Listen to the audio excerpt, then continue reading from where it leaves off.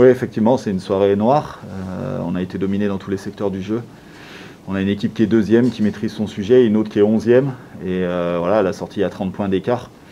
C'est la dure loi de ce championnat. Et voilà, ce soir, il ne faut pas baisser la tête. Il y a des échéances qui arrivent. Il faut se remobiliser, continuer à travailler. On n'a pas gommé tous nos problèmes en 15 jours de vacances. Et si on pensait les régler, c'est qu'on n'est pas réaliste. Donc maintenant, voilà, il y a aussi une remise en cause de tout le monde à avoir, la remise en question, pour vite basculer sur les prochaines échéances. Et oui, comme tu le dis, le carton rouge vient encore plus noircir le tableau et va nous handicaper pour la suite.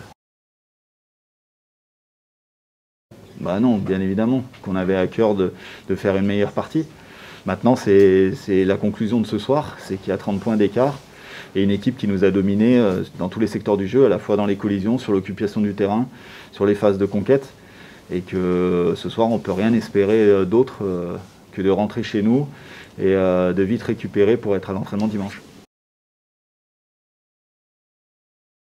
Oui, c'est sûr qu'on avait pris une dynamique positive sur les 3 matchs, Narbonne, Montauban et Mont-de-Marsan.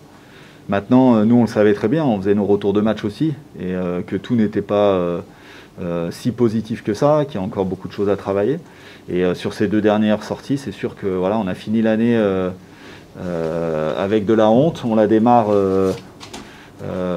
négativement, donc voilà, il faut remettre le bleu de chauffe et puis continuer à avancer.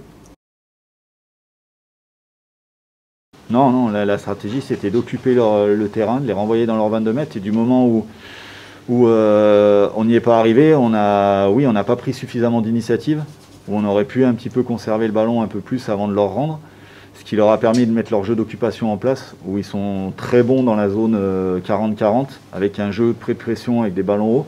On le savait avant le match et ils l'ont mis en application, on n'a pas réussi à s'en sortir à la fois à la main et au pied. Ouais, après la première mi-temps, on finit avec un taux d'occupation à 29%, je crois. Donc on marque ces 3 points à 55 mètres. J'ai envie de dire, le score à la mi-temps, il est logique par rapport à la domination oyonnaxienne. Ce qu'on a dit à la mi-temps, c'est qu'il fallait prendre des initiatives, arrêter de subir, essayer de les sortir de leur cadre, et surtout gagner les collisions, parce qu'à ce jeu, si tu ne gagnes pas les collisions, ça accentue le fait que tu fasses des fautes parce que tu subis, et que tu es plus efficace dans les zones de rock. Donc voilà, on n'a pas réussi à réinverser la tendance en deuxième mi-temps malgré l'apport de nos remplaçants. Oui, on a été en difficulté sur les phases de conquête et dans tous les secteurs du jeu, la conquête en fait partie.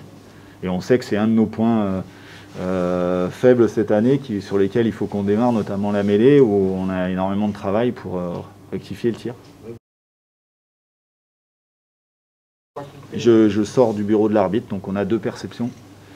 Et j'irai avec Régis devant la commission de discipline pour étayer ma perception et voir le jugement qui sera rendu. Maintenant, oui, forcément que pour nous, il n'est pas anecdotique sur un de nos piliers droits qui prend ce carton rouge alors que tu as pris 30 points.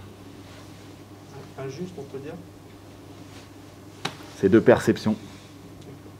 Donc j'irai argumenter ma perception et on verra ce que décidera la commission de discipline. Ouais, il a pris un coup sur le pied en fin de première mi-temps.